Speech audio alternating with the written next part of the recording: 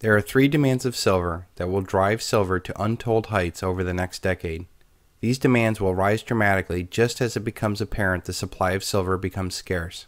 The confluence of these two forces will destroy the quadrillion-dollar empire of lies and the current debt war paradigm. I will show that these three demands occur at various stages, and the final stage is being set for the most dramatic rise in price we have ever seen.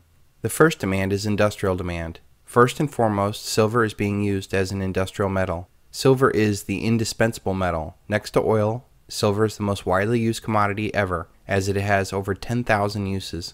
As technology progresses and expands, silver's usefulness will explode even further. Its unique characteristics are unlike any other commodity in the world. It is the most reflective of all metals, the greatest conductor of both heat and electricity, strongly resists corrosion and oxidation, second most malleable and ductile metal next to gold, and it has recently been discovered to be a very effective antimicrobial and bacterial metal, and is now even being used in the war against cancer. Silver is generally used in small quantities, and its unique characteristics make it irreplaceable. This makes its price inelastic. All commodities have a self-correcting price mechanism except for silver. If a commodity's price rises too high, demand drops off as people seek substitutes, or supply rises to meet demand, thus lowering the price. This mechanism does not exist with silver. Silver is typically used in very small quantities in high-tech components, and there is no substitute for it, so manufacturers and customers will absorb any price increase silver provides. The industrial demand has been the primary demand of silver over the past decades. Silver users try to keep the real physical price of silver low. When coupled with the drawdown of billions of ounces of silver stockpiles over the years, this has been relatively an easy task. The industrial demand of silver is physical, but we will see that the industrial participants want to keep the silver price low so as to make more money on their value-added goods. This demand is growing and inelastic to price, which provides a very strong base for the next demand to put some more fuel on the fire. The next demand is the growing investment demand. This demand has almost been dead for the past generation of investors. This demand has a Jekyll and Hyde component to it. It has a paper trader component to it that simply wants a horse to bet on. These investors are primarily Anglo-American institutional investors and tend to want the silver price lower. But what they really want is to get big swings in the market. They trade anywhere from 40 to 1,000 paper ounces of silver for every real physical ounce in the market, and they only usually take about 3% of the real physical off the market when it is traded.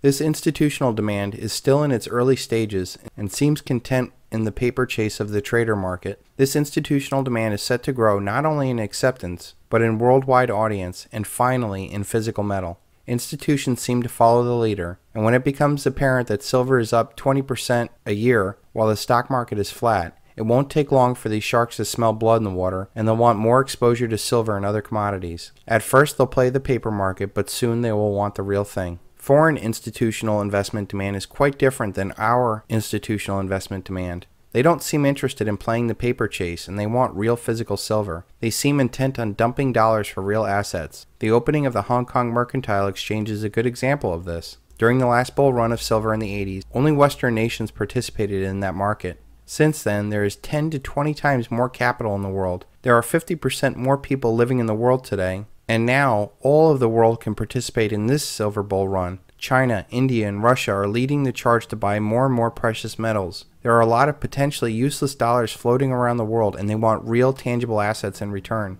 This type of foreign institutional investment demand wants higher prices and has the potential for backing the final demand, which will catapult silver into the stratosphere. The final investment demand is private investors. These investors typically want physical and only dabble in the paper trader market. These investors buy and hold, and they differentiate themselves from the other demands that specifically want a higher price for their investment. They plan on dumping their toxic paper assets and getting real physical assets outside of the paper chase. These investors are like ants, constantly taking food off the table and storing it for a rainy day. This demand is joining the industrial demand and taking real physical metal off of the market. But unlike the industrial users, the investment demand of private investors strictly want higher prices. The final and completely absent demand in this world is monetary demand. Silver has absolutely no monetary demand in the world. It is used in things and invested for protection against inflation, but nowhere in the world can you just buy things with it. I believe that with the mathematically inevitable collapse of the worldwide currencies, this new monetary demand will push silver through the sky. Some countries or local communities will monetize silver, and as history has shown, money goes to where it's most appreciated. All of humanity will be crying out for real money as they try to recover from the fiat something-for-nothing dream. This third and final demand, of monetary demand, is insatiable, as no one can ever have too much money. We have seen that industrial demand has been the driving force behind the silver market for decades. This demand wants cheap silver so as to make more money on their finished goods. This combination of cheap prices and more uses has pushed silver inventories to the brink, which attracts the next demand. Institutional investment is just now starting to catch up with a decade of silver outperforming almost every paper market. The dominant Anglo-American investment demand has primarily wanted lower silver prices as to not take away too much power from their paper money illusion, but they really want a paper asset to bet on. The final two investment demands are just now starting to take over the market. They want higher silver prices and primarily want physical silver. These investors are surrounding the elite and will eventually take control of the entire silver market. Finally, we have the monetary demand that only wants physical and only wants higher purchasing power. The foreign institutional investors and the individual investors will be more than happy to take their physical silver and spend it wherever monetary demand is most appreciated. This will not happen until after the mathematically inevitable collapse of the world's fiat currencies. Until then, it has been a great investment, and based off of what we've seen here, the final monetary demand will push silver much, much higher.